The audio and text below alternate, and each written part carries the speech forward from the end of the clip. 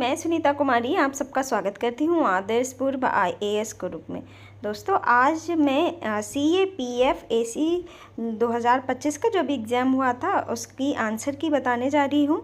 वो इसलिए क्योंकि ये जो पेपर है वो UPSC ने कंडक्ट कराया था और जो EPFO का पेपर अभी होगा वो भी UPSC ही कंडक्ट कराएगी। तो इससे आपको एक आइडिया लग जाएगा कि UPSC किस तरह से EPFO का क्वेश्चन बनाएगी। तो सबसे पहले हम इसकी आंसर की देख लेते हैं। पहला प्रश्न हम देखते हैं, निम्नलिखित में से कौन सा कथन जो है सही है ये बताना है। तो क्या है इसमें, केंद्रीय मंत्रिमंडल भारत सरकार द्वारा वर्ष 2023 में राष्ट्रीय हरित हाइड्रोजन मिशन को अनुमोदित किया गया था। बिल्कुल सही है कथन ये। और दूसरा है, पर्यावरण वन एवं जलवायु परिवर्तन मंत्रालय भारत सरकार ने भारत की हरित नाइट्रोजन प्रमाणन योजना प्रारंभ की। ये इसका क्या है, ये गलत है और ये सही हो जाएगा। तो इसका आंसर हो जाएगा ए, यानी कथन ये पूछा गया कौन सा सही है। चलिए नेक्स्ट देख लेते हैं। अब सेकेंड नंबर क्वेश्चन देखते हैं। भारत और पोलैंड एक मंच वर्षीय कार्य योजना के अनुसार भारत पोलैंड राजनीति साझेदारी को कार्यान्वित करने के लिए सहमत हुए। इस चालू पंचवर्षीय कार्य योजना को चिन्हित कीजिए। तो ये क्या होगा, इसमें तो कोई तुक्का नहीं लगेगा जब तक आपको क्लियर नहीं पता होगा किस ईयर में है। तो ये क्या है, 2024 से 28 क्या किया गया, भारत पोलैंड रणनीति साझेदारी ही किया गया है। थर्ड नंबर क्वेश्चन देख लेते हैं। विज्ञान रत्न पुरस्कार श्रेणी के अंतर्गत राष्ट्रीय विज्ञान पुरस्कार 2024 किसे प्रदान किया गया। तो ये प्रदान किया गया प्रोफेसर गोविंद राजन पद्मनाभन, यानी ए ऑप्शन इसका क्या है सही हो जाएगा। नेक्स्ट नंबर क्वेश्चन देखते हैं, यानी फोर्थ नंबर क्वेश्चन देख लेते हैं। ग्रामीण भारत महोत्सव 2025 से संबंधित निम्नलिखित में से कौन सा कथन क्या है सही है ये बताना है। तो क्या है, इसका उद्देश्य ग्रामीण जनसंख्या के मध्य आर्थिक स्थापत्य और वित्तीय सुरक्षा का संवर्धन करता है। बिल्कुल सही। दूसरा, ये वित्तीय समावेशन और संधारणीय कृषि पद्धतियों के समर्थन पर केंद्रित है। ये भी सही। तो क्या है, इसके दोनों कथन सही हैं। तो ये सी हो जाएगा, फर्स्ट और सेकंड। फिफ्थ नंबर क्वेश्चन देख लेते हैं।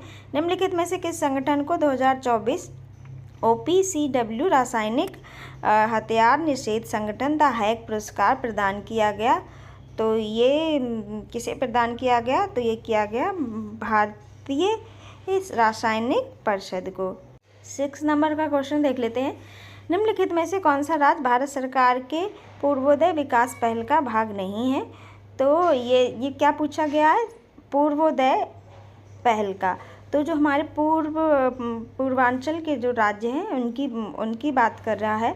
तो देखिए, छत्तीसगढ़ को हम सेंट्रल इंडिया में काउंट करते हैं, पूर्व में नहीं। बिहार, झारखंड और पश्चिम बंगाल ये तो हमारे पूर्वोदय राज्य हैं। तो इसका आंसर हो जाएगा बी, यानी 6 का आंसर हो जाएगा बी, छत्तीसगढ़। 7 नंबर क्वेश्चन देख लेते हैं। राष्ट्रीय विनिर्माण मिशन के संबंध में निम्नलिखित में से कौन सा कथन सही है, सही पूछा गया है। तो इसमें क्या है, इसमें लघु मध्यम और बड़े उद्योग शामिल हैं। बिल्कुल सही। और ये स्वच्छ प्रौद्योगिकी विनिर्माण की सहायता प्रदान करता है। ये भी सही। ये श्रम संघ क्षेत्रों में रोजगार के अवसरों को बढ़ावा देने को सुकर बनाएगा। ये भी सही। तो इसका आंसर क्या हो जाएगा, डी 1, 2, 3, यानी सभी सही हैं इसके, यानी डी ऑप्शन जो है वो ठीक हो जाएगा। नेक्स्ट देख लेते हैं। घाटमपुर ताप विद्युत परियोजना कहाँ स्थित है। तो ये बताना है, घाटमपुर ताप परियोजना कहाँ स्थित है। तो ये स्थित है उत्तर प्रदेश में, यानी बी आंसर ऑप्शन जो है इसका ठीक हो जाएगा। नेक्स्ट देख लेते हैं। 9th नंबर का क्वेश्चन देखते हैं। भारत द्वारा सरकार के विरुद्ध संचालित निम्नलिखित सैन्य अभियानों को सही कालानुक्रमित व्यवस्थित कीजिए। तो क्या होगा सही, क्या कौन सा इसका होगा देखते हैं। ये कालक्रम में लगाने हैं। तो इसका कालक्रम होगा कुछ इस प्रकार से। ऑपरेशन रिडल सबसे पहले आएगा, 1965 में हुआ था। एंड ऑपरेशन कैक्टस लिली जिसे बोलते हैं, ये हुआ था 1971 में। एंड ऑपरेशन मेघदूत हुआ था 1984 में। एंड ऑपरेशन सफ़ेद सागर हुआ था 1999 में। तो इसका क्या हो जाएगा, आंसर हो जाएगा बी सही, 2 1 3 4, यानी बी ऑप्शन जो है इसका ठीक हो जाएगा। 10th नंबर का क्वेश्चन देख लेते हैं। हाल ही में निर्वाचित जर्मनी के चांसलर मिस्टर फ्रेडरिक मर्ज के संबंध में निम्नलिखित में से कौन सा कथन क्या है सही है, ये बताना है। तो क्या है, पहले दौर के मतदान में वे हार गए थे, ये सही है। इनके गठन में क्रिश्चियन डेमोक्रेटिक यूनियन और क्रिश्चियन सोशल यूनियन शामिल हैं, ये भी सही है। तो इसका आंसर क्या हो जाएगा, सी, यानी दोनों कथन क्या हैं, सही है। नेक्स्ट देख लेते हैं। नेक्स्ट क्वेश्चन देखते हैं। अब 11 नंबर का क्वेश्चन देख लेते हैं। वस्तु का स्वरूप आय लोच के संबंध में निम्नलिखित में से कौन सही सुमेलित है, इसमें बताना है सही सुमेलित कौन से हैं। तो इसमें क्या होगा, आवश्यकता क्या है, 0 और 1 के मध्य। विलासिता क्या है, 1 से अधिक। और निम्न स्तरीय क्या है, 0 से अधिक। तो ये इसका आंसर हो जाएगा सी, यानी पहला और दूसरा, नहीं इसका आंसर हो जाएगा, हाँ सी हो जाएगा, पहला और दूसरा। ये क्या है, ये सही सुमेलित है। आवश्यकता क्या होती है, 0 से 1 के मध्य, और विलासिता 1 से अधिक। क्योंकि अगर डिमांड हमारी क्या है, विलासिता मतलब लग्जूरियस लाइफ, उसमें तो ये नहीं है कि हमको इस चीज़ की ज़रूरत है तभी लेना है। लग्जूरियस में हम कितनी भी महंगी गाड़ी ले सकते हैं, कितना महंगा घर ले सकते हैं, लेकिन आवश्यकता में क्या, अगर आप 10,000 रुपये कमा रहे हैं और आपकी आवश्यकता एक भरपेट खाने की है, और अगर आप 1 लाख भी कमा रहे हैं तो भी आप उतना ही खाना खाएंगे, और चाहे आप 10,000 कमा रहे हैं, 1 लाख कमा रहे हैं। लेकिन विलासिता में क्या है, आप जितना ज़्यादा कमाएंगे डिमांड उतनी ज़्यादा होगी, आप लग्जूरियस लाइफ की तरफ ज़्यादा जाएंगे। और आवश्यकता में तो आपको जितना चाहिए होगा उतना ही लेंगे। तो इसके पहला और दूसरा क्या है, सही हो जाएगा। 12 नंबर का क्वेश्चन देख लेते हैं। मांग की कीमत लोच और फर्म के प्रकार के मध्य संबंध के बारे में निम्नलिखित में से कौन सा कथन सही है, ये बताना है। कौन सा कथन क्या है, सही है। तो पूर्णतः लोचदार मांग किसी प्रतिस्पर्धी फर्म से संबंधित होती है, ये बिल्कुल सही है। एंड पूर्णतः लोचहीन मांग किसी एकाधिकार रूप से प्रतिस्पर्धी फर्म से संबंधित होती है, नहीं, ये गलत है। तो इसका ऑप्शन हो जाएगा, क्या कहते हैं, पहला जो है ठीक हो जाएगा, केवल 1 जो है सही हो जाएगा। 30 नंबर क्वेश्चन देखते हैं। तुलनात्मक सुलभ सिद्धांत यानी कैट का व्यापार सिद्धांत है जो 2 राष्ट्रों के बीच व्यापार में संलग्न होने के आधार पर वर्णन करता है। इस सिद्धांत के संबंध में निम्नलिखित में से कौन सा कथन सही नहीं है, ये बताना है। तो क्या दिया गया, डेविड रिकार्डो कैट का लेखक था। एंड सेकंड ऑप्शन है, on the principle of particles economy and taxation नामक पुस्तक में कैट की व्याख्या की गई, जो सर्वप्रथम 1817 में प्रकाशित हुई थी। सी, कैट के अनुसार उस राष्ट्र को व्यापार से लाभ नहीं हो सकता जिसका किसी माल गुड्स में पूर्ण सुलाभ नहीं हो। और डी है, व्यापार में संलग्न 2 राष्ट्र उस कमोडिटी में विशेषता हासिल करके लाभ प्राप्त कर सकते हैं जिसमें उन्हें एक तुलनात्मक सुलाभ यानी कॉम्पैरेटिव एडवांटेज हो। तो इसका आंसर हो जाएगा सी, कैट के अनुसार उस राष्ट्र को व्यापार से लाभ नहीं हो सकता जिसका किसी माल गुड्स से पूर्ण सुलाभ यानी एब्सोल्यूट एडवांटेज नहीं हो। तो 40 नंबर क्वेश्चन देख लेते हैं। सूची 1 को सूची 2 से मिलान करना है। एक तरफ लेखक दिए गए हैं, दूसरी तरफ पुस्तक दी गई। तो ये देखिए, तो इसका आंसर हो जाएगा बी, यानी जॉन एम किन्स ने लिखी है the general theory of employment interest and money. And Paul Samuelson ने लिखी है foundation of economic. Amartya Sen ने लिखी है collective choice and social welfare. अगर आप इसको अमर्त्य सेन की बुक से भी आप अपना सही आंसर निकाल सकते थे।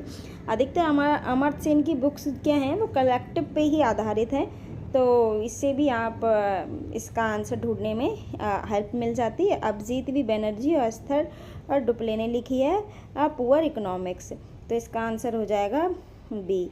नेक्स्ट क्वेश्चन देख लेते हैं, 15 नंबर का क्वेश्चन देखते हैं। तो आप ये इससे अंदाज़ा लगा सकते हैं कि ईपीएफओ का जो यूपीएससी के द्वारा एग्ज़ाम कंडक्ट किया जाएगा तो वो इससे काफ़ी रिलेटेड होगा, इसी की तरह होगा। तो आप इसी हिसाब से तैयारी कीजिए और इसे एक ओवरव्यू ले लीजिए कि यूपीएससी किस तरह से एग्ज़ाम लेगी।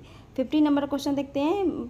वर्ष 2025 में निम्नलिखित में से किसके तत्वाधान में आयोजित की गई बैठक का विषय बुद्धिमान युग के लिए सहयोग यानी collaboration for the intelligent age था। तो ये क्या था, 15 नंबर का ए, यानी ए ऑप्शन जो इसके ठीक हो जाएगा। विश्व आर्थिक मंच वर्ल्ड इकोनॉमिक फोरम इसके लिए करा गया था।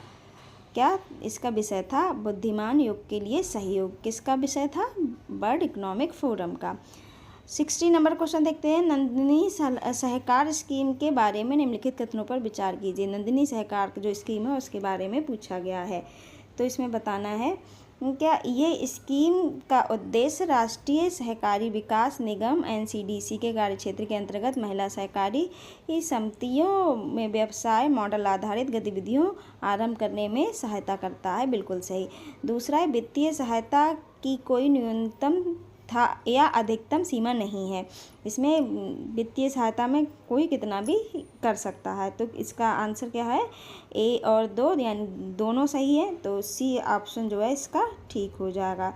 17 नंबर क्वेश्चन देखते हैं। केंद्रीय बजट 2025-26 में व्यय के निम्नलिखित में से किस मद को उच्चतम आवंटन प्रदान किया गया है। तो सबसे ज़्यादा किसे दिया गया है, ब्याज भुगतान को, यानी सी ऑप्शन जो है इसका ठीक हो जाएगा।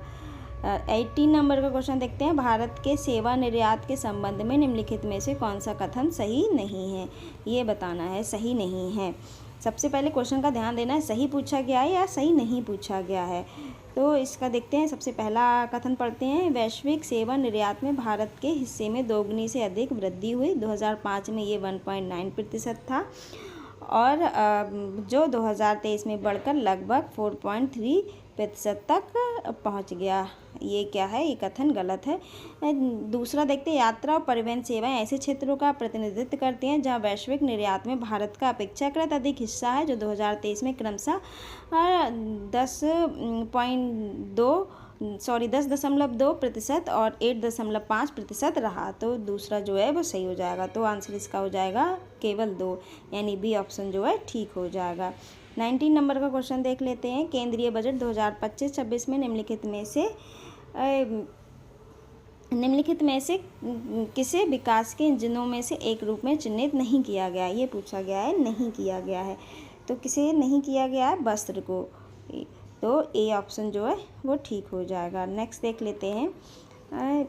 20 नंबर का क्वेश्चन देखते हैं। निम्नलिखित में से कौन सी योजना भारतीय कृषि क्षेत्र में आधुनिक अवसंरचना का विकास करने और खेत से एक खुदरा बाजार तक आपूर्ति श्रृंखला को इष्टतम करने पर केंद्रित है।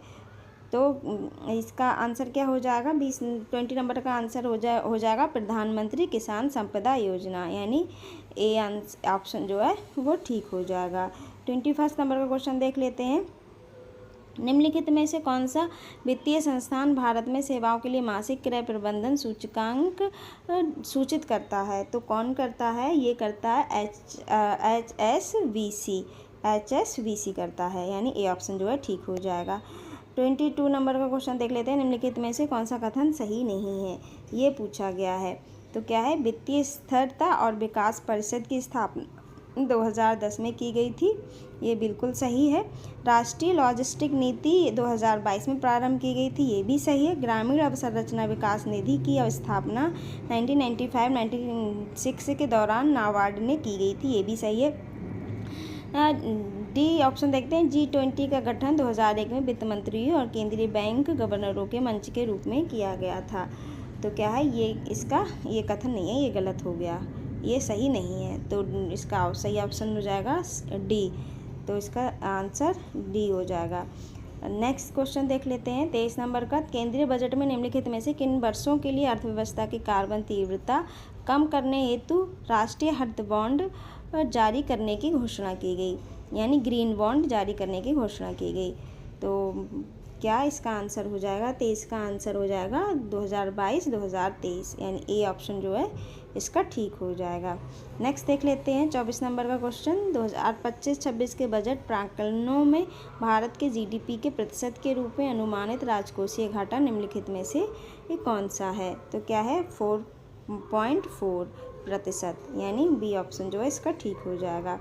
25 नंबर क्वेश्चन देखते हैं। भारत सरकार द्वारा मजदूरी संहिता कोड ऑन वेजेस को किस वर्ष अधिसूचित किया गया था?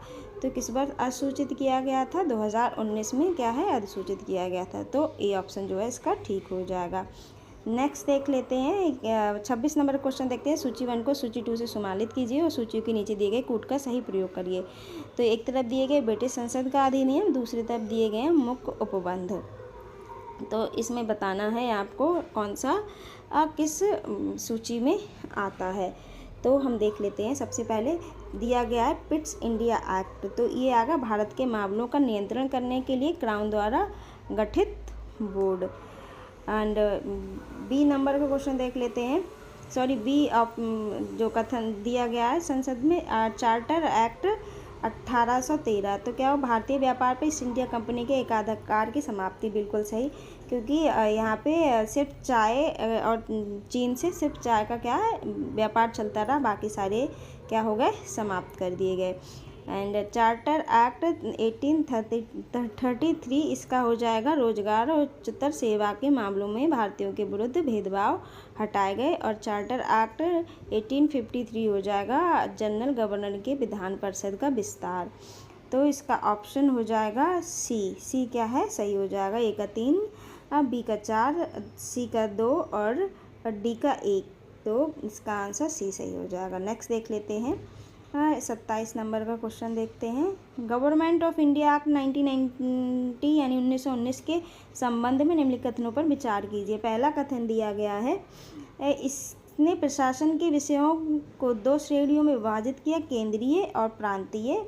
और सेकंड कथन दिया गया है केंद्रीय विषयों को आरक्षित यानी रिजर्व आंतरिक विषयों में विभाजित किया। तीसरा, प्रांतीय सरकारों को अपना निजी बजट बनाने और कर उगाही की शक्ति प्रदान की गई। बिल्कुल सही, यानी तो इसका आंसर हो जाएगा पहला, यानी पहला दिया गया है इसमें प्रशासन के विषयों को 2 श्रेणियों में विभाजित किया गया, केंद्रीय प्रांतीय।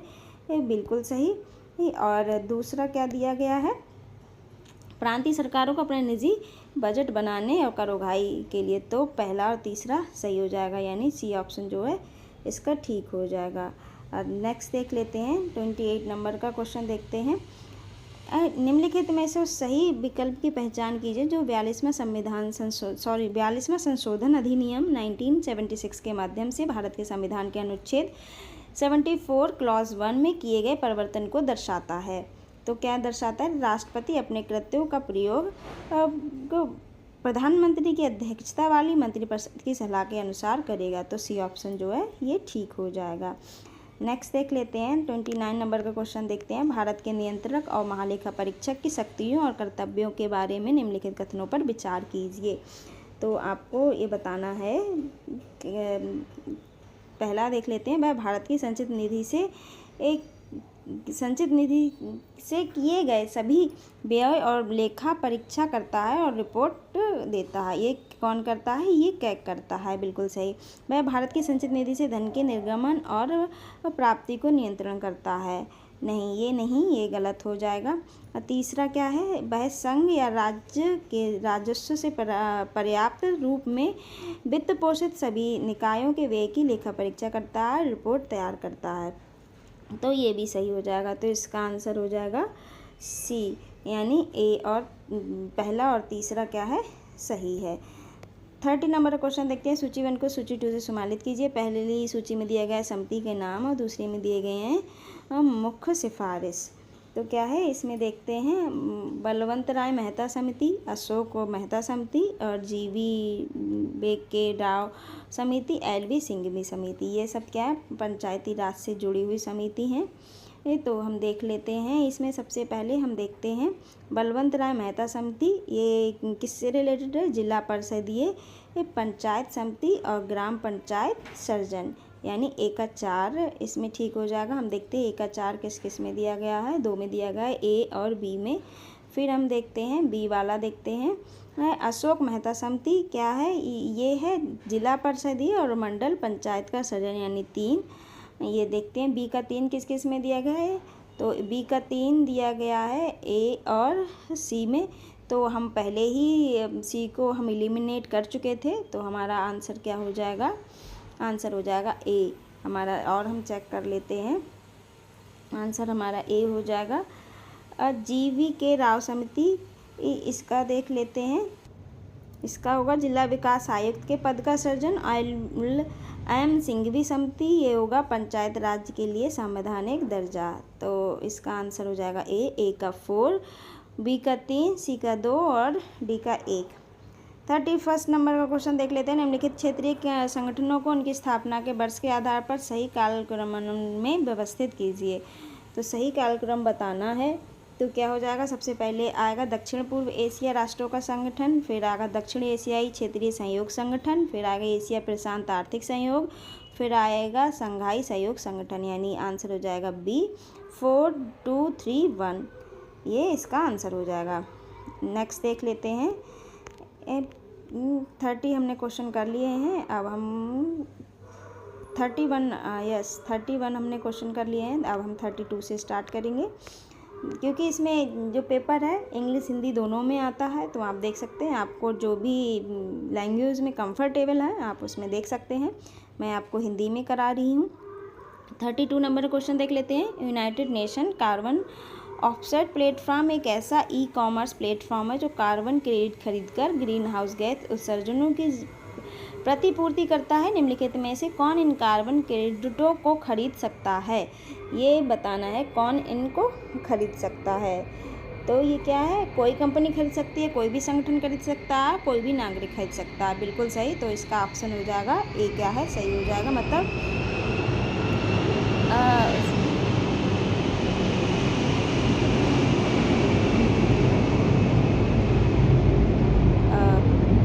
इसका ऑप्शन हो जाएगा ए सही। यहाँ हिंडन एयरपोर्ट बहुत पास में है, तो जब भी यहाँ पे प्लेन उड़ते हैं तो इस तरह से आवाज़ आती है, तो क्या है वीडियो में ज़्यादा आवाज़ आपको पहुँचती होगी, उसके लिए माफ़ी चाहती हूँ। 33 नंबर क्वेश्चन देखते हैं। इनमें से कौन सिक्किम प्रजा मंडल के संस्थापक थे, तो ये थे काजी लैंडुप दोरजी खंगशर्पा। तो यानी ए ऑप्शन जो है इसका ठीक हो जाएगा। नेक्स्ट देख लेते हैं 34 नंबर का। निम्नलिखित में से कौन सा कथन सही नहीं है, ये बताना है। तो क्या है, भारत का उच्चतम न्यायालय एक अभिलेख न्यायालय है, बिल्कुल सही। भारत में उच्च न्यायालय अभिलेख न्यायालय है, बिल्कुल सही। भारत में अधीनस्थ न्यायालय अभिलेख न्यायालय है, नहीं, ये गलत है। भारत में सभी न्यायालय अभिलेख न्यायालय नहीं है, हाँ ये सही है, सभी न्यायालय अभिलेख न्यायालय नहीं है। तो सी ऑप्शन जो है इसका ठीक हो जाएगा। नेक्स्ट देख लेते हैं 35 नंबर का क्वेश्चन देखते हैं। अंतर्राष्ट्रीय घटनाओं के बारे में निम्नलिखित कथनों पर विचार कीजिए। जो अंतर्राष्ट्रीय घटनाएं होती हैं उन पर करा गया। पहली, खाड़ी युद्ध इराक द्वारा कुवैत पर आक्रमण से संबंधित है। दूसरा है, सोवियत संघ के विघटन के समय मिसाइल गोर्बाचेव उसके राष्ट्रपति थे। या बोरिस एल्त्सिन रूस के पहले निर्वाचित राष्ट्रपति थे। तो ये क्या है, इसका सिर्फ डी आंसर, जो ये डी वाला आंसर है ये सही हो जाएगा। बोरिस एल्त्सिन रूस के पहले निर्वाचित राष्ट्रपति थे। नेक्स्ट देख लेते हैं 36 नंबर का क्वेश्चन। निम्नलिखित कथनों पर विचार कीजिए। तो कथन दिए गए हैं, क्या है, WTO की स्थापना गेट की उत्तरवर्ती के रूप में की गई थी। या IAEA टीम विश्व भर में परमाणु सुविधाओं का निरीक्षण करती है। या एमनेस्टी इंटरनेशनल एक गैर सरकारी संगठन है, गैर सरकारी यानी NGO संगठन है। तो आपको बताना है इसमें क्या है, ये एमनेस्टी इंटरनेशनल एक गैर सरकारी संगठन है। तो ये डी ऑप्शन जो है ठीक हो जाएगा, यानी 3 वाला आंसर सही हो जाएगा। 36 का हमने देख लिया। 37 नंबर का क्वेश्चन देख लेते हैं। भूदान आंदोलन के बारे में निम्नलिखित में से कौन सा कथन क्या है, सही है। भूदान आंदोलन की बात हो रही है, तो इसमें बताना है कौन सा कथन सही है। तो इसका उद्देश्य एक अहिंसक समाज की स्थापना करना था, बिल्कुल सही। इसमें संपत्ति दान और श्रमदान जैसी योजनाएं शामिल थीं, बिल्कुल सही। इसका प्रारंभ 1951 में आंध्र प्रदेश के एक गांव से हुआ था, बिल्कुल सही। तो इसका आंसर हो जाएगा पहला, दूसरा, तीसरा, यानी डी आंसर ऑप्शन जो है वो ठीक हो जाएगा। नेक्स्ट देख लेते हैं 38 का, रक्षा विभाग डीओडी के बारे में निम्नलिखित में से कौन सा कथन सही नहीं है, ये बताना है। तो क्या है, इसका प्रमुख रक्षा सचिव होता है, ये सही है। इसका संबंध रक्षा नीति और आयोजना से होता है, बिल्कुल सही। एंड नेक्स्ट देखते हैं दिया गया ये संसाधनों के इष्टतम उपयोग के लिए मिलिट्री कमान के पुनर्गठन को सुकर बनाता है। नहीं, ये क्या है, गलत है। इसका मतलब यही आंसर जो है सही हो जाएगा। ये विदेशी राष्ट्रों के साथ रक्षा सहयोग के लिए उत्तरदायी है, बिल्कुल सही। तो ये वैसे गलत है, लेकिन ऑप्शन गलत पूछा गया है, तो यही आंसर हो जाएगा इसका। नेक्स्ट देख लेते हैं 36 नंबर का, वर्षा के आह्वान के रूप में कौन सा हिंदुस्तानी शास्त्रीय राग गाया जाता है। तो कौन सा हिंदुस्तानी शास्त्रीय राग गाया जाता है, राग मल्हार, यानी सी ऑप्शन जो है ये ठीक हो जाएगा। नेक्स्ट देख लेते हैं 40 नंबर का क्वेश्चन देखते हैं। इन शास्त्रीय कवियों में से एक किरातार्जुनीय नियम पुस्तक का लेखक कौन है। तो कौन है, भारवी, यानी बी ऑप्शन जो है ठीक हो जाएगा।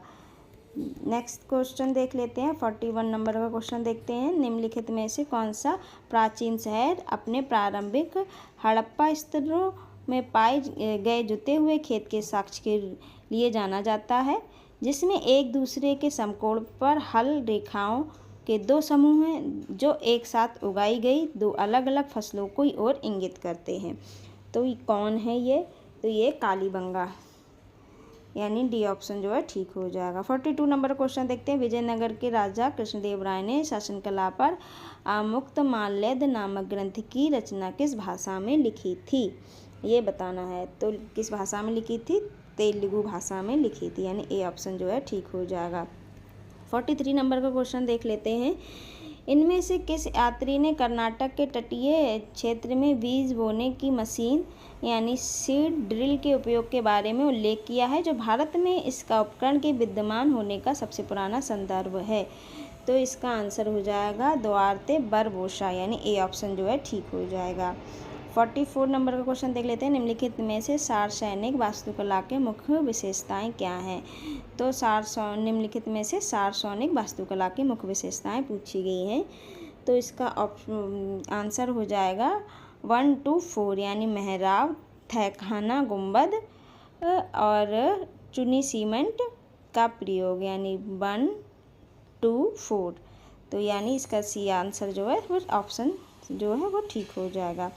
45 नंबर का क्वेश्चन देख लेते हैं। प्राचीन दक्षिण भारत के संदर्भ में विचित्र चित्र, चित्रकारपुली और चैत्यकारी शब्द किससे संबंधित हैं। तो ये बताना है। तो ये किससे संबंधित है, उपाधि से, यानी सी ऑप्शन जो है इसका ठीक हो जाएगा। 46 नंबर का क्वेश्चन देख लेते हैं।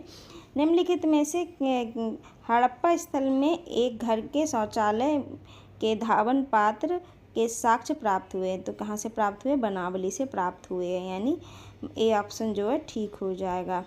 नेक्स्ट देख लेते हैं 46 हो गए। 47 क्वेश्चन देखते हैं। 1857 क्रांति के दौरान चिन्हट के प्रसिद्ध युद्ध में इनमें से किस ब्रिटिश कमांडर को हार का सामना करना पड़ा था। तो किस कमांडर को करना पड़ा था, हेनरी लॉरेंस को, यानी ए ऑप्शन जो है ठीक हो जाएगा। नेक्स्ट देख लेते हैं। उड़ीसा के इतिहास के संदर्भ में निम्नलिखित कथनों पर विचार कीजिए। तो क्या है, अनंत वर्मन चोडगंग ने उड़ीसा को शक्तिशाली राज्य के रूप में संगठित किया और वे संस्कृत और तेलुगु साहित्य के संरक्षक थे। ये ऑप्शन क्या है, ये सही नहीं है। अनंत वर्मन चोडगंग ने पुरी जिले के कोणार्क में सूर्य देवता के बृहद मंदिर का निर्माण किया था, ये सही है। और तीसरा, नरसिम्हा वर्मन ने ब्रह्म आक्रमण को प्रभावी ढंग से रोका और राज्य की समृद्धि को बनाए रखा था। तो क्या है, ये सिर्फ और सिर्फ इसका 2 जो है कथन सही हो जाएगा। तो यानी बी ऑप्शन जो है ठीक हो जाएगा।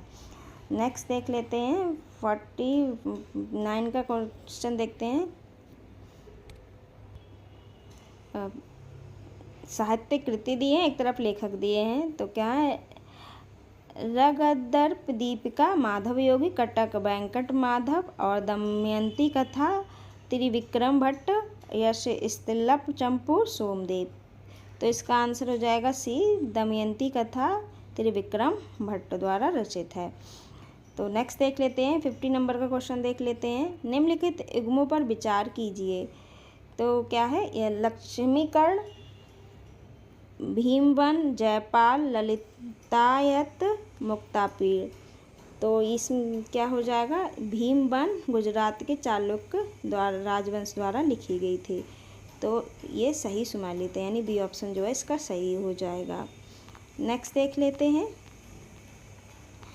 51 नंबर का क्वेश्चन देख लेते हैं। निम्नलिखित कथनों पर विचार कीजिए। All India depressed classes conference की पहली बैठक 1926 में एमसी राजा के अध्यक्षता में पूना में हुई थी। दूसरा कथन दिया, all India depressed classes association की स्थापना 1928 में नागपुर में हुई और डॉक्टर भीमराव अंबेडकर इसके पहले निर्वाचित अध्यक्ष बने। तीसरा कथन दिया, all India depressed classes Congress की स्थापना डॉक्टर BM मुंजे द्वारा 1936 में मुंबई के एक सम्मेलन में की गई थी। तो इसमें बताना है कौन सा कथन क्या है सही है। तो इसमें कोई भी कथन क्या है सही नहीं है, तो इसका डी ऑप्शन जो है वो ठीक हो जाएगा, इसका कोई कथन सही नहीं है। नेक्स्ट देख लेते हैं, 52 नंबर का क्वेश्चन देखते हैं। उत्तर भारतीय राज्यों के पर्वतीय क्षेत्रों में प्राचीन वास्तुकला के विकास के संदर्भ में निम्नलिखित कथनों पर विचार कीजिए। स्टेटमेंट वाइज क्वेश्चन अधिकतर आपने देखे दिए गए हैं। तो क्या है, 52 नंबर का क्वेश्चन देखते हैं। मंदिर के गर्भगृह और शिखर को रेखा प्रसाद का लैटिना शैली में बनाया जाता है। तो दूसरा कथन दिया, कश्मीर में पंद्रेदन मंदिर का जलाशय के मध्य वेदी पर बना गया है। यहाँ हर 5-10 मिनट में कोई ना कोई प्लेन जाता है, तो आप प्लीज़ इसको इग्नोर कीजिए क्योंकि हिंडन एयरपोर्ट बहुत नज़दीक है। चलिए नेक्स्ट कथन देख लेते हैं। जागेश्वर मंदिर गढ़वाल क्षेत्र में स्थित है। और फोर्थ कथन दिया गया, लक्षणा देवी मंदिर में गुप्तोत्तर परंपरा का प्रभाव दिखाई देता है। तो इसमें बताना है कौन से कथन क्या है सही है। तो क्या, जागेश्वर मंदिर गढ़वाल क्षेत्र में स्थित है, यानी सी ऑप्शन जो है इसका ठीक हो जाएगा। नेक्स्ट देख लेते हैं, 53 नंबर का क्वेश्चन देखते हैं। असम के चाय बागानों में अनुबंधित प्रणाली को कब समाप्त किया गया था। तो अनुबंधित प्रणाली को समाप्त किया गया था 1926 में, यानी ए ऑप्शन जो है इसका ठीक हो जाएगा। नेक्स्ट देख लेते हैं, भारत रोमन व्यापार के संदर्भ में निम्नलिखित में से किन्होंने भारत में रोमन सोने के प्रभाव का उल्लेख किया गया। तो ये इसका आंसर क्या हो जाएगा, सी, यानी दूसरा और चौथा, प्लिनी और क्राइसोस्टोम। इस नाम कुछ ऐसे दिए गए हैं, आप इसको देख लीजिए और आप इनको याद करना पड़ेगा। अगर आप EPFO का एग्ज़ाम दे रहे हैं तो आप देखिए, ये पेपर टफ़ बना था, मॉडरेट टू टफ़ हम बोल सकते हैं इसको, क्योंकि ये इजी क्वेश्चंस तो नहीं हैं इसमें। 56 से मैथ का पोर्शन स्टार्ट हो गया है, तो मैं आपको मैथ सॉल्व नहीं कराऊंगी, इसकी सिर्फ आंसर की बताऊंगी। चलिए 56 नंबर का क्वेश्चन देख लेते हैं। किन्हीं 3 धन पूर्णांक यानी जो नेचुरल नंबर होते हैं A, B और C के लिए एक क्या है, ABC का मान बताना है। जो इक्वेशन दी गई है इसको सॉल्व करके आपको ABC का मान बताना है कि क्या होगा। तो इसका आंसर हो जाएगा ABC का, अगर आप A मान निकालेंगे तो इसका आंसर हो जाएगा 30, यानी A ऑप्शन जो है इसका ठीक हो जाएगा। 57 नंबर का क्वेश्चन देख लेते हैं। यदि n 1 से बड़ा पूर्णांक यानी इंटीजर है तो पूर्णांक जो ये इक्वेशन दी है उसका न्यूनतम मान क्या होगा। तो 57 का जो आंसर होगा वो C हो जाएगा, 76। तो 58 नंबर का क्वेश्चन देख लेते हैं। इसमें इक्वेशन दी गई है, इसकी इकाई का अंक बताना है। तो इसका आंसर क्या हो जाएगा, 58 नंबर का आंसर हो जाएगा आपका 5, यानी डी ऑप्शन जो है सही हो जाएगा। नेक्स्ट देख लेते हैं, 58 हमने देख लिया, 59 का देखते हैं। भूमि पर एक बिंदु P पेड़ों के एक युग्म A और B के आधारों और शीर्षों की एक ही रेखा पर इस प्रकार स्थित है कि P इन दोनों पेड़ों की बाईं ओर है और A और B की ऊंचाइयों का अनुपात 1:3 है। यदि P और A के बीच की दूरी A मीटर है तो A और B के बीच की दूरी कितनी होगी, ये बताना है। A और इसकी दूरी कितनी होगी। तो इसका अगर हम इसको सॉल्व करेंगे तो इसका आंसर आ जाएगा A, यानी ए ऑप्शन जो है इसका ठीक हो जाएगा। 60 नंबर क्वेश्चन देखते हैं। 4 बेलनाकार ड्रम जिसमें से प्रत्येक की त्रिज्या 1 मीटर है इस प्रकार रखे गए हैं कि प्रत्येक ड्रम अन्य 2 और ड्रमों को स्पर्श करता है। इन ड्रमों के बीच खाली स्थान से एक सीवर पाइप डाला जाता है। इस पाइप की अधिकतम संभावित त्रिज्या क्या हो सकती है? तो संभावित त्रिज्या पूछी गई है कि ये क्या हो सकती है, तो इसका आंसर हो जाएगा आपका बी, यानी √2 - 1। ए बी ऑप्शन जो है इसका ठीक हो जाएगा। 61 क्वेश्चन नंबर देख लेते हैं। पी और क्यू एक राजमार्ग पर 300 किलोमीटर की दूरी पर दो स्थान हैं। 2 बाइक सवार ए और बी एक ही समय पर पी से क्यू की ओर चलना शुरू करते हैं।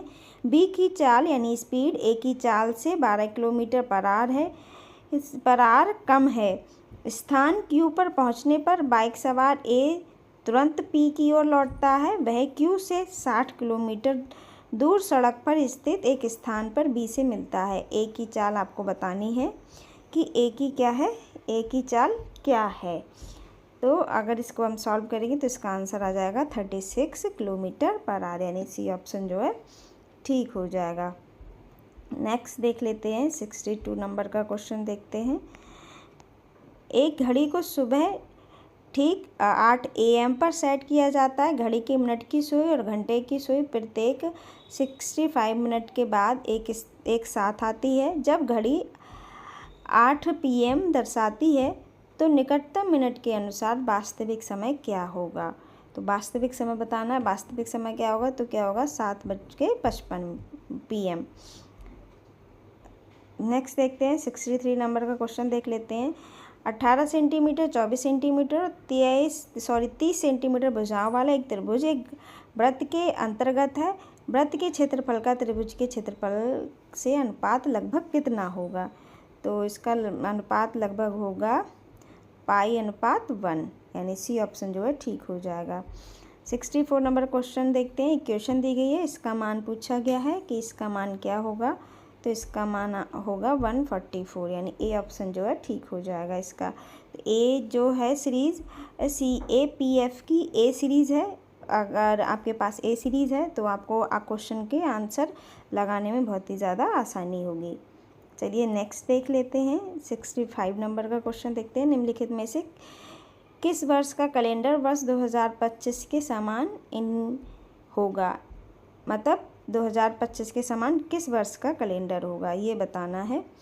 तो ये हो जाएगा 2031 का, यानी डी ऑप्शन जो है ठीक हो जाएगा।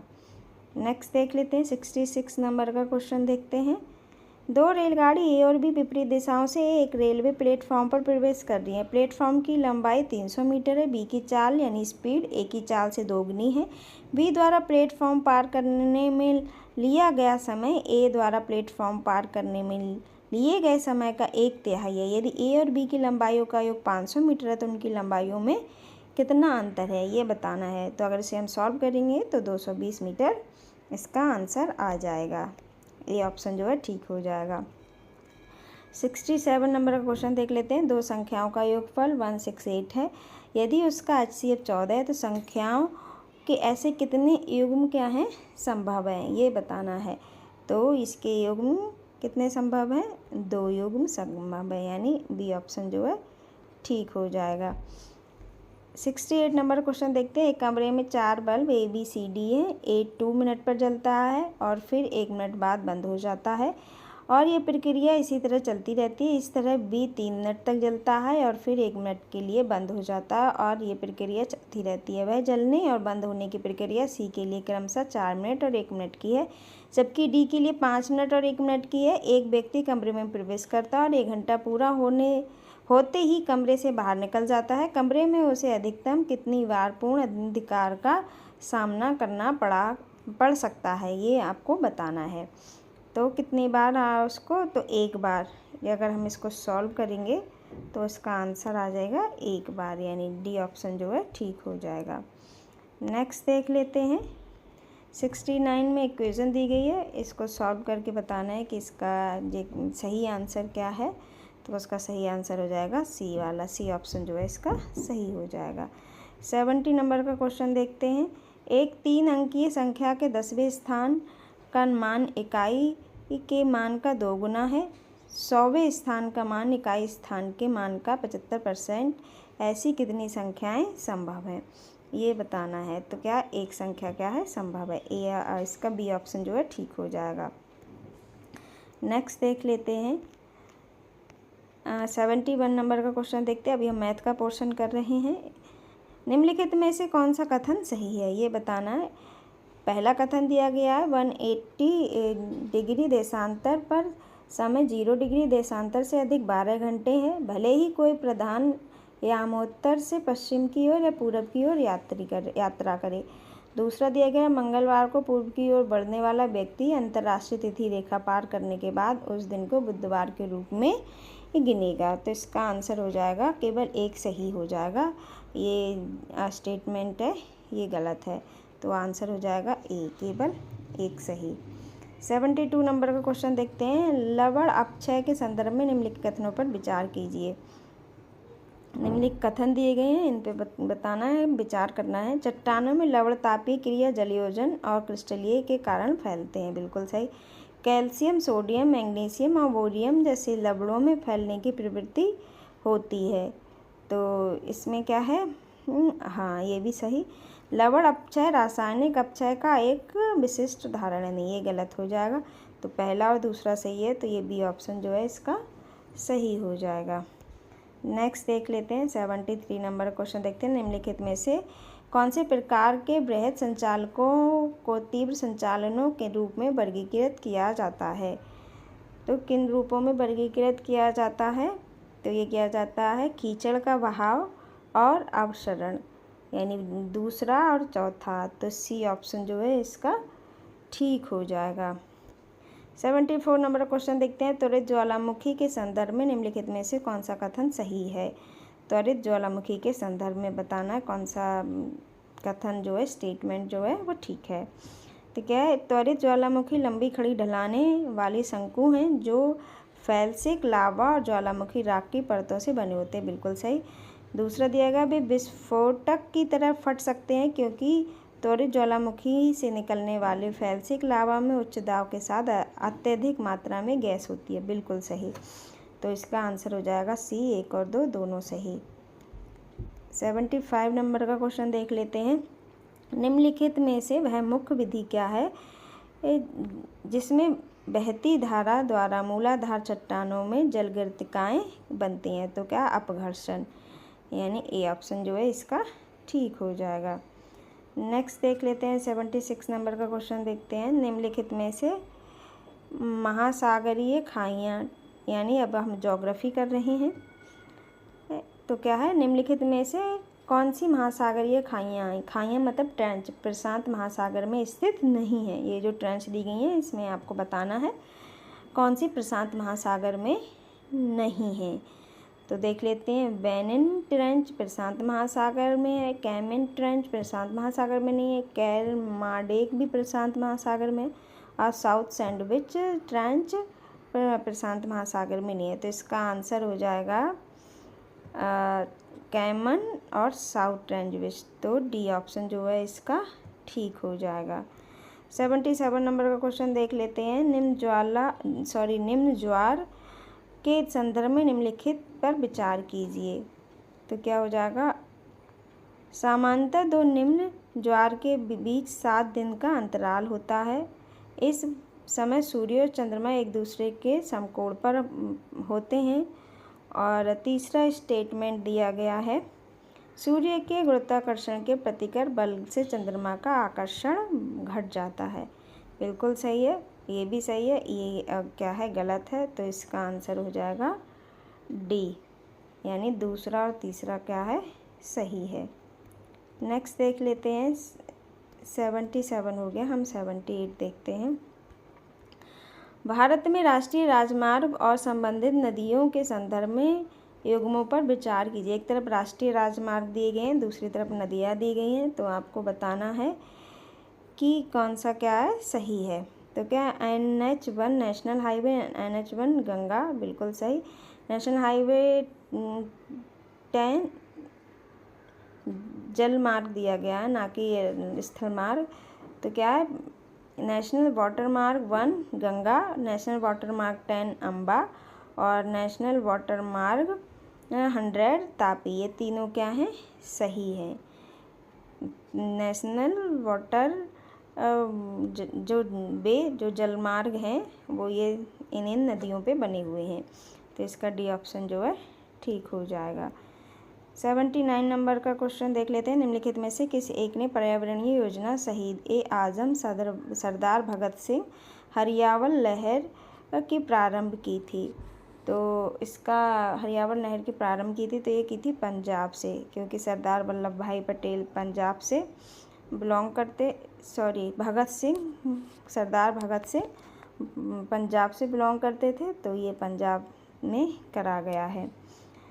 80 नंबर का क्वेश्चन देख लेते हैं। रेस्टर डेटा फॉर्मेट के संदर्भ में निम्नलिखित में से कौन सा कथन क्या है, सही है, ये बताना है। तो क्या, इसकी डेटा संरचना सरल है जो रिमोट सेंसिंग इमरजेंसी के लिए अनुकूल है, बिल्कुल सही। सेलों के आकार उनकी संख्या के बीच संबंध को रेस्टर के विभेदन के रूप में अभिव्यक्त किया जाता है, ये भी सही। तो आंसर हो जाएगा ए और 2 दोनों सही, यानी सी ऑप्शन जो है वो ठीक हो जाएगा। 81 नंबर का क्वेश्चन देख लेते हैं। निम्नलिखित में से भौगोलिक सूचना तंत्र के घटक कौन से हैं, ये बताना है। भौगोलिक सूचना तंत्र के घटक कौन से हैं? तो डेटा है, हार्डवेयर है, सॉफ्टवेयर है और लोग हैं, पीपल हैं। ये सभी क्या हैं, भौगोलिक सूचना तंत्र के घटक हैं। तो डी ऑप्शन जो है ठीक हो जाएगा। 82 नंबर का क्वेश्चन देखते हैं। भारतमाला परियोजना में निम्नलिखित में से कौन से शामिल हैं? देखिए, भारतमाला परियोजना यहाँ पे पूछ ली गई है, तो इसमें हम देख लेते हैं क्या पूछा है। सीमावर्ती क्षेत्रों के लिए सड़क संपर्क, बिल्कुल सही। 3 तटीय सड़कों का विकास, ये भी भारतमाला प्रोजेक्ट के अंदर आता है। अप्रमुख पत्तनों के लिए भी संपर्क, ये भी सही। सागरमाला के साथ एकीकरण, बिल्कुल सही, यानी चारों ये कथन सही है। तो आंसर हो जाएगा डी 1 2 3 4, ये सब क्या है, सही है। अब 83 नंबर का क्वेश्चन देख लेते हैं। निम्नलिखित में से कौन सा संस्थान सबसे पहले स्थापित किया गया था? जितने संस्थानें दिए गए इसमें सबसे पहले कौन सा संस्थान जो है स्थापित किया गया था? तो ये किया गया था भारत पेट्रोलियम संस्थान देहरादून, यानी सी ऑप्शन जो है ठीक हो जाएगा। 84 नंबर क्वेश्चन देखते हैं। जल जीवन मिशन के संदर्भ में निम्नलिखित में से कौन सा कथन सही नहीं है, ये पूछा गया। कौन सा कथन क्या है, सही नहीं है? देखिए, इसकी स्थापना वर्ष 2016 नहीं है, इसकी स्थापना वर्ष 2016 नहीं है। इसका उद्देश्य ग्रामीण क्षेत्रों में जीवन की गुणवत्ता में सुधार करना है, बिल्कुल सही। इसका उद्देश्य प्रत्येक ग्रामीण घर में चालू नल जल कनेक्शन प्रदान करना, बिल्कुल सही। ये केंद्रीय परियोजना है, बिल्कुल सही। तो इसका आंसर हो जाएगा ए। 85 नंबर क्वेश्चन देखते हैं। हिरोशिमा और नागासाकी शहर निम्नलिखित में से किन द्वीपों पर बने हुए हैं? तो ये दोनों शहर क्या हैं, जापान के हैं। तो जापान क्या है, बेसिकली टापू पर बना हुआ है, छोटे छोटे वहाँ टापू बने हुए हैं। तो 21 टापू पे बने हुए हैं। तो हिरोशिमा होन्शु और नागासाकी क्यूशु पे बने हुए हैं। तो इसका क्या है, सी ऑप्शन जो है ठीक हो जाएगा। 86 नंबर का क्वेश्चन देखते हैं। गुणसूत्रों यानी क्रोमोसोम्स के निम्नलिखित किस विशिष्ट क्षेत्र में तरकु रेशा यानी स्पेंडल फाइबर जुड़ता है, ये बताना है। किसमें स्पेंडल फाइबर जुड़ता है? तो ये काइनेटोकोर, यानी ए ऑप्शन जो है ठीक हो जाएगा। 87 नंबर का क्वेश्चन देख लेते हैं। पौधों में सुसाद्य परिवहन फैसिलिटेट ट्रांसपोर्ट के बारे में निम्नलिखित में से कौन सा कथन क्या है, सही है, ये बताना है कौन सा कथन सही है। तो क्या सक्रिय निष्क्रिय परिवहन सुसाद्य परिवहन के प्रकार हैं?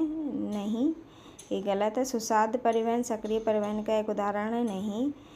जल सक्रिय परिवहन द्वारा प्लाज्मा झिल्ली के पार किया जाता है, नहीं। सुसाद्य परिवहन के लिए वाहक प्रोटीनों की सहायता की आवश्यकता होती है, बिल्कुल सही, यानी डी ऑप्शन जो है इसका ठीक हो जाएगा। 88 नंबर क्वेश्चन देखते हैं। प्लाज्मा झिल्ली के पार Na+ और Ca2+ का परिवहन किसका उदाहरण है, ये बताना है। ये किसका उदाहरण है? तो ये है एंटीपोड का, यानी ए ऑप्शन जो है इसका ठीक हो जाएगा। 89 नंबर का क्वेश्चन देख लेते हैं। एलोस्टोरिक एंजाइम के बारे में निम्नलिखित में से कौन सा कथन क्या है सही है? तो अन्य एंजाइमों की तरह एलोस्टिक एंजाइम भी माइकेलिस मेंटेन गीतिका का पालन करते हैं नहीं। वेग व क्रियाधार की सांद्रता का ग्राफ किसी भी अन्य एंजाइम की तरह एक अतिपरवलकीय ग्राफ है नहीं। वे हमेशा एक उप इकाई एंजाइम होते हैं नहीं। एलोस्टिक एंजाइम के प्रत्येक उप इकाई में सक्रिय साइट के अतिरिक्त नियंत्रक साइट भी होता है। तो ये क्या है सही हो जाएगा। तो इसका डी ऑप्शन जो है ठीक हो जाएगा। 90 नंबर का क्वेश्चन देखते हैं। पादपों में पाए जाने वाले विभिन्न प्रकार के ऊतकों में निम्नलिखित में से कौन सा जटिल ऊतक है? तो कौन सा जटिल ऊतक है? तो इसका आंसर है सी यानी दारू जाइलम। नेक्स्ट देख लेते हैं। पादपों में निम्नलिखित में से कौन सा क्षेत्र उसके मूल यानी रूट्स और प्रेरोह शूट्स की वृद्धि के लिए उत्तरदायी होते हैं? ये बताना है। तो ये होते हैं शीर्षद विभोज यानी एपिकल मेरिस्टेम। तो डी ऑप्शन जो है इसका ठीक हो जाएगा। 92 नंबर क्वेश्चन देखते हैं। निम्नलिखित में से कौन सी धमनी मानव हृदय की मांसपेशियों को रक्त की आपूर्ति करती है? ये बताना है कौन सी धमनी मानव रक्तपेशियों हृदय की मांसपेशियों को रक्त की आपूर्ति प्रदान करती है। तो ये है हृदय धमनी यानी सी ऑप्शन जो है ठीक हो जाएगा। 93 नंबर क्वेश्चन देखते हैं। निम्नलिखित में से कौन सा वर्ग रक्त का द्विपरसंचरणीय संचरण प्रदर्शित करता है? तो इसका आंसर हो जाएगा स्तनधारी यानी डी ऑप्शन जो है वो ठीक हो जाएगा। 94 नंबर का क्वेश्चन देख लेते हैं। कोलेस्ट्रॉल है एक किस प्रकार मतलब कोलेस्ट्रॉल को क्या बोलते हैं? इसे बोलते हैं लिपिड। तो इसका सी ऑप्शन जो है ठीक हो जाएगा। 95 नंबर क्वेश्चन देखते हैं। मरुस्थलों और अन्य शुष्क प्राकृतिक वासों में उगने के लिए अनुकूलित पादपों को क्या कहा जाता है? तो क्या कहा जाता है इनको कहा जाता है जेरोफाइट यानी ए ऑप्शन जो है ठीक हो जाएगा। नेक्स्ट देख लेते हैं। 95 हमने कर लिया। 96 नंबर का क्वेश्चन देखते हैं। जिप्सम के बारे में निम्नलिखित में से कौन सा कथन सही नहीं है? ये बताएं। जिप्सम के 373K का गर्म करने पर ये जल अणुओं को खो देता है और CaSO4 H2O बन जाती है। नहीं, ये गलत है। तो यानी ऑप्शन जो है यही सही हो जाएगा। तो 96 का आंसर होगा ए। 97 का देख लेते हैं। कार्बन और उसकी यौगिकों से संबंधित निम्नलिखित में से कौन से कथन क्या हैं ये सही हैं? ये बताना है। तो इसके कथन ए प्रोपाइन में 3 द्वयीय आबंध होते हैं नहीं। एसिटेट एसिड का क्वथनांक मीथेन से अधिक होता है। हाँ, ये सही है। एथेनॉल सोडियम धातु के साथ सक्रिय करता है। ये भी सही है। और हाइड्रोजन गैस उत्पन्न करता है। एस्टर की सोडियम बाइकार्बोनेट के साथ अभिक्रिया होने पर बुदबुदाहट होती है नहीं। तो इसका आंसर हो जाएगा बी केवल 2 और 3। 98 नंबर का क्वेश्चन देख लेते हैं। निम्नलिखित में से कौन सा अभिकर्मक किसी अल्कोहल के ऑक्सीकरण का कारण बन सकते हैं? तो इसका आंसर हो जाएगा क्षारीय, दूसरा और तीसरा अम्लीकृत। क्षारीय और अम्लीकृत। इसका आंसर हो जाएगा सी, दूसरा और तीसरा। तो 97 नंबर का क्वेश्चन 99 नंबर क्वेश्चन देखते हैं। निम्नलिखित में से कौन सा कथन सही नहीं है? ये बताना है कौन सा कथन क्या है ठीक नहीं है। सूर्य के प्रकाश से मीथेन और क्लोरीन की अभिक्रिया को हाइड्रोजन गैस उत्पन्न होती है नहीं। पर तो इसका नहीं पूछा गया। तो बाकी 3 ऑप्शन सही होंगे। नहीं, हमें पहले एक ही मिल गया। तो इसका ऑप्शन हो जाएगा ए ऑप्शन जो है इसका ठीक हो जाएगा। 100 नंबर का क्वेश्चन देख लेते हैं। निम्नलिखित में से कौन सी ऊष्माक्षेपी अभिक्रिया नहीं है? इसमें भी पूछा गया ऊष्मा कैसी अभिक्रिया नहीं है। तो कैल्शियम ऑक्साइड जल में विलयन है, बिल्कुल सही। वनस्पति पदार्थ का खाद्य में अपघटन है, सही। लेड नाइट्रेट का अपघटक नहीं है। सोडियम हाइड्रोक्साइड का जल से तनुकरण है, बिल्कुल सही। तो ये क्या है? ये इसका सही आंसर हो जाएगा सी, इसका सही आंसर हो जाएगा। 101 नंबर का क्वेश्चन देख लेते हैं। सूची 1 दिया गया है, सूची 2 से मिलान करना। एक तरफ यौगिक दिए हैं, दूसरी तरफ रासायनिक सूत्र दिए गए हैं। तो इसका आंसर हो जाएगा नाइट्रोजन होगा, नाइट्रोजन का हो जाएगा 3 CaNCN, और अमोनिया नाइट्रेट का हो जाएगा NH4NO3, यानी इसका हो जाएगा 4, और यूरिया का हो जाएगा CONH2, ये यानी इसका हो जाएगा 1, और पोटेशियम नाइट्रेट का हो जाएगा 2 KNO3। तो इसका आंसर होगा 3412, यानी बी ऑप्शन जो है इसका ठीक हो जाएगा। 102 नंबर का क्वेश्चन देख लेते हैं। निम्नलिखित में से कौन एक त्रिक डायविनाइनर द्वारा किया गया है? तो ये 102 नंबर का हम आंसर ही देखते हैं डायरेक्ट। तो इसका आंसर हो जाएगा सी, यानी NPAS, ये ठीक हो जाएगा इसका आंसर। 103 नंबर का क्वेश्चन देखते हैं। निम्नलिखित कथनों पर विचार कीजिए। ये दिया गया है, कौन से कथन सही है ये बताना है। तो क्या है इसमें, मृदा में विद्यमान कार्बनिक यौगिक से पादपों और प्राणियों में प्रोटीन बनाने के लिए नाइट्रोजन का परिचालन और पुनः वापस लौटने की नाइट्रोजन चक्र के रूप में जाना जाता है। गलत है।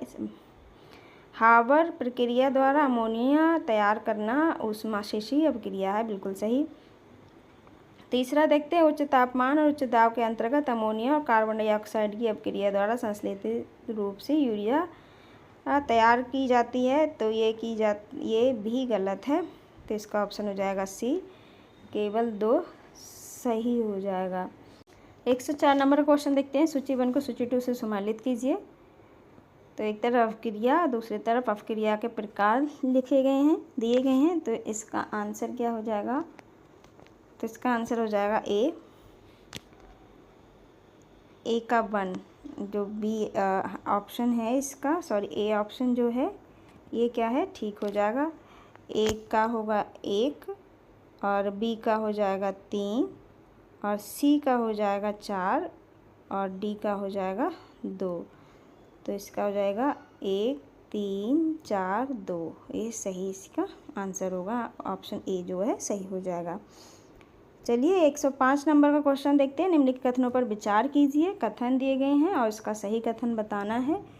तो इसका सही कथन हो जाएगा, पोटेशियम कार्बोनेट एक दुर्लभ अम्ल और एक दुर्बल क्षार का लवण है। नहीं, ये क्या कहते हैं, ये सही नहीं है। दूसरा देखते हैं, अमोनिया नाइट्रेट एक प्रबल अम्ल और एक दुर्बल क्षार का लवण है। हाँ, ये सही है। और तीसरा देख लेते हैं, अमोनिया एसीटेट एक दुर्बल अम्ल और एक दुर्बल क्षार का लवण है। ये भी सही है। तो इसके दूसरा और तीसरा क्या सही हो जाएगा? तो बी ऑप्शन जो है इसका सही हो जाएगा। 106 नंबर का क्वेश्चन देख लेते हैं। भौतिकी के निम्नलिखित किस सिद्धांत का उपयोग मुख्य रूप से सोनोग्राफी में किया जाता है, जो एक चिकित्सा निदान प्रक्रिया है? तो इसका आंसर हो जाएगा डॉपलर प्रभाव, यानी सी ऑप्शन जो है इसका ठीक हो जाएगा। 107 नंबर का क्वेश्चन देख लेते हैं। निम्नलिखित में से कौन सा नियम ये बताता है कि चुंबकीय एक ध्रुवों का अस्तित्व नहीं है, ये बताना है। तो इसका आंसर हो जाएगा गॉस का नियम, यानी ए ऑप्शन जो है ठीक हो जाएगा। 108 नंबर का क्वेश्चन देखते हैं। किसी लौह चुंबकीय सामग्री के शिथिल वक्र के अधीन बृहद क्षेत्र क्या दर्शाता है? तो इसका आंसर हो जाएगा पश्चगमन की सीमा, यानी सी ऑप्शन जो है ठीक हो जाएगा। नेक्स्ट देख लेते हैं 109 नंबर का, रेफ्रिजरेटर के कार्य का सिद्धांत किस पर आधारित है? रेफ्रिजरेटर के कार्य का सिद्धांत किस पर आधारित है, ये बताना है। तो इसका ये क्या है, ऊष्मगतिकीय का द्वितीय नियम है, यानी बी ऑप्शन जो है ठीक हो जाएगा। 10 नंबर क्वेश्चन देखते हैं। जब सूर्य का प्रकाश का त्रिकोणीय कांच के प्रिज्म पर पड़ता है तो रंगों का एक बैंड प्राप्त होता है जिसे स्पेक्ट्रम कहा जाता है। निम्नलिखित में से कौन सा एक प्रभाव को समुचित रूप से दर्शाता है? तो ये दर्शाता है प्रकीर्णन यानी डिस्पर्सन। तो डी ऑप्शन जो है ठीक हो जाएगा। 111 नंबर क्वेश्चन देखते हैं। मानव नेत्र से संबंधित निम्नलिखित कथनों में से कौन सा कथन क्या है सही है? मानव नेत्र के बारे में कुछ कथन दिए गए हैं तो देख लेते हैं इनको। और निकट दृष्टि दोष से पीड़ित व्यक्ति के लिए किसी दूर की वस्तु का प्रतिबिंब रेटिना के पीछे केंद्रित होता है, ये गलत है। निकट दृष्टि दोष चश्मे के एक अपसारी लेंस द्वारा ठीक किया जाता है, नहीं, ये भी गलत है। दूर दृष्टि दोष से पीड़ित व्यक्ति के किसी निकट की वस्तु का प्रतिबिंब रेटिना के पीछे केंद्रित फोकस होता है, ये सही हो जाएगा। और डी दिया गया है तो इसमें सही पूछा है तो आंसर इसका सही आ गया, ये भी गलती होगा। दूर दृष्टि दोष को किसी चश्मे के लिए एक अपसारी लेंस द्वारा ठीक किया जा सकता है, तो इसका आंसर हो जाएगा सी। नेक्स्ट देख लेते हैं 112 नंबर का क्वेश्चन देखते हैं। 125 क्वेश्चनों का ये आंसर पूरा पेपर हुआ था तो 112 पे हम आ चुके हैं, बाकी थोड़े आंसर और बचे हैं उसको भी मैं कंप्लीट करा देती हूँ। 112 नंबर क्वेश्चन देखते हैं। किसी विद्युत तापन उपकरण के टर्मिनलों के बीच विभवांतर 40V है जब वह स्रोत से 2A की धारा लेता है। यदि विभव को 140V तक बढ़ा दिया जाए तो तापन उपकरण द्वारा ली गई धारा का सही मान निम्नलिखित में से कौन सा होगा? तो इसका सही मान होगा 7A, यानी ए ऑप्शन जो है ठीक हो जाएगा। 113 यानी 113 नंबर क्वेश्चन देखते हैं। धनावेशित कणों यानी पॉजिटिवली चार्ज्ड पार्टिकल्स का एक किरणपुंज मान लीजिए ए उत्तर से दक्षिण की ओर जा रहा है, दूसरी ओर ऋणवेशित कणों का एक किरणपुंज मान लीजिए V दक्षिण से उत्तर की ओर जा रहा है। इस संबंध में निम्नलिखित में से कौन सा सही है ये बताना है। तो क्या है? B A की ओर विक्षेपित है, इसका आंसर हो जाएगा ए ऑप्शन जो है इसका ठीक हो जाएगा। 114 नंबर का क्वेश्चन देख लेते हैं। सूची 1 को सूची 2 से सम्मिलित कीजिए। दूसरी एक तरफ उपकरण दिए हैं, दूसरी तरफ परिघटन दिए हैं। तो क्या है इसमें दिया गया? पेरिस्कोप। पेरिस्कोप क्या होता है? समतल दर्पणों द्वारा परिवर्तन। दूसरी बी दिया है तड़ित चालक। तड़ित चालक होगा स्थिर विद्युत। और सी है थर्मल फ्लास्क। थर्मल फ्लास्क का हो जाएगा चालन और संवहन न्यूनतमीकरण। और लीवर दिया गया, लीवर का होगा बल का आघूर्ण। तो इसका हो जाएगा ए का 3, बी का 4, सी का 1 और डी का 2। तो इसका आंसर हो जाएगा सी। इसका सी ऑप्शन जो है वो ठीक हो जाएगा। 115 नंबर का क्वेश्चन देख लेते हैं। ठोस पदार्थों के आंतरिक गुणधर्मों के संबंध में निम्नलिखित में से कौन सा कथनों पर विचार कीजिए। कथन दिए गए हैं, इसमें बताना है कौन सा कथन क्या है सही है। तो तनन प्रतिबल और अनुदैर्ध्य विकृति के अनुपात को बल्क मापन के रूप में परिभाषित किया जाता है, नहीं। हाइड्रोलिक प्रतिबल और संगत हाइड्रोलिक विकृति के अनुपात को यंग मापक कहा जाता है, नहीं। अनुरूपण प्रतिबल और संगत अपरूपण विकृति के अनुपात को कठोरता मापन कहा जाता है, सही। यानी इसका सी ऑप्शन जो है ठीक हो जाएगा, सही पूछा गया है। चलिए 116 नंबर का क्वेश्चन देख लेते हैं। निम्नलिखित में से कौन सी कंप्यूटर भाषा सबसे पुरानी है? कंप्यूटर का कुछ क्वेश्चन इसमें पूछे गए हैं तो पूछा जा रहा है निम्नलिखित में से कौन सी कंप्यूटर भाषा सबसे पुरानी है। तो ये कौन सी भाषा सबसे पुरानी है? फॉरेस्ट्रॉन, यानी डी ऑप्शन जो है ठीक हो जाएगा। 117 नंबर क्वेश्चन देखते हैं, यानी 117 नंबर क्वेश्चन देखते हैं। निम्नलिखित में से कौन सा कृत्रिम बुद्धिमत्ता का अनुप्रयोग है? तो क्या है? प्राकृतिक भाषा प्रसंस्करण, यानी सी ऑप्शन जो है ठीक हो जाएगा। 118 नंबर का क्वेश्चन देख लेते हैं। डेटा तथा एड्रेस के अंतरण के प्रयोजन के लिए कंप्यूटर सिस्टम के विभिन्न आंतरिक घटकों को आपस में जोड़ने के लिए प्रत्येक तारों के एक समूह के लिए सही शब्द क्या होगा? तो वह होगा बस, यानी डी ऑप्शन जो है ठीक हो जाएगा। ये वो वाला बस नहीं, ये कंप्यूटर में अगर आपने पढ़ा है तो उसमें एक ये कंप्यूटर भाषा वाला बस है। नेक्स्ट देख लेते हैं 119 नंबर का क्वेश्चन देख लेते हैं। निम्नलिखित पर विचार कीजिए। और इसमें से आपको बताना है इनमें से कैश मेमोरी की विशेषताएं कौन सी हैं। ये जो कुछ विशेषताएं दी गई हैं और इसमें पूछा गया है कैश मेमोरी की कौन सी विशेषताएं हैं।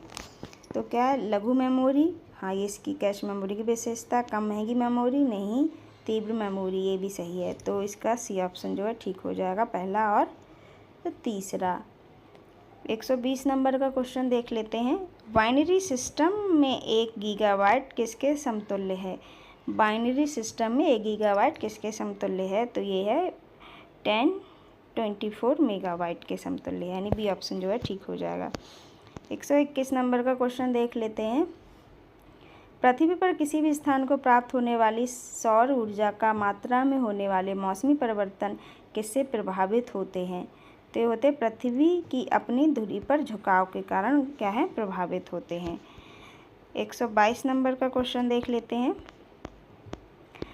रामसर कन्वेंशन एक अंतर सरकारी संधि है जो निम्नलिखित में से किसके संरक्षण के लिए राष्ट्रीय कार्यवाही और अंतर्राष्ट्रीय सहयोग की रूपरेखा प्रदान करती है। तो इसका आर्द्र भूमि के लिए, रामसर कन्वेंशन आर्द्र भूमि यानी वेटलैंड के लिए बनाई गई एक संस्था है। 123 नंबर का क्वेश्चन देख लेते हैं। जलवायु परिवर्तन पर अंतर सरकारी पैनल के बारे में निम्नलिखित कथनों पर विचार कीजिए और इसमें बताना है कि कौन सा कथन क्या है, सही है। तो ये जलवायु परिवर्तन से संबंधित विज्ञान का आकलन करने के लिए अंतर्राष्ट्रीय निकाय है, बिल्कुल सही। जो वर्ष 1988 विश्व मौसम विज्ञान संगठन द्वारा स्थापित किया गया, बिल्कुल सही। तो आंसर हो जाएगा सी, 1 और 2 दोनों ही सही हो जाएगा। 124 नंबर का क्वेश्चन देख लेते हैं। भारत के प्रमुख जलवायु लक्ष्यों में निम्नलिखित में से क्या शामिल है। तो इसमें से आप बताना है इसमें क्या शामिल है। सेकंड लास्ट हमारा क्वेश्चन है, यानी टोटल 125 क्वेश्चन है। तो देखते हैं। वर्ष 2030 तक ग्रीन हाउस गैस उत्सर्जन तीव्रता में 33% माइनस 35% की कमी हुई। 33% से 35% की कमी हुई। तो इसका और नेक्स्ट देखते हैं। गैर जीवाश्म ईंधन ऊर्जा क्षमता में 500 गीगावाट तक की वृद्धि। तीसरा दिया गया है वर्ष 2070 तक शुद्ध शून्य उत्सर्जन प्राप्त करना है, यानी नेट जीरो एमिशन। तो हो जाएगा आंसर सी जो है वो ठीक हो जाएगा, पहला, दूसरा, तीसरा, यानी ये तीनों क्या हैं, स्टेटमेंट ठीक है। अब लास्ट क्वेश्चन देख लेते हैं। 125 का निम्नलिखित में से कौन सी ग्रीन हाउस गैस नहीं है। तो इसका आंसर हो जाएगा सल्फर डाइऑक्साइड, यानी ए ऑप्शन जो है ठीक हो जाएगा। मैं कंप्लीट करा चुकी हूँ 125 क्वेश्चन। इसमें हिंदी इंग्लिश दोनों में दिए गए थे। हिंदी वाला पोर्शन मैंने आपको कराया, सिर्फ इसके अभी आंसर की मैंने आपको बताई। और उन लोगों के लिए बहुत ही ज़्यादा इम्पॉर्टेंट है जो EPFO का इस साल एग्ज़ाम दे रहे हैं। तो आपको हमारी वीडियो कैसी लगी, अपना महत्वपूर्ण सुझाव देके अवश्य बताएं। और सबसे ज़रूरी बात, खुश रहिएगा, स्वस्थ रहिएगा। ऑफिसर तो आप बनी जाइएगा, सबसे पहले अच्छे इंसान बने रहिएगा। धन्यवाद।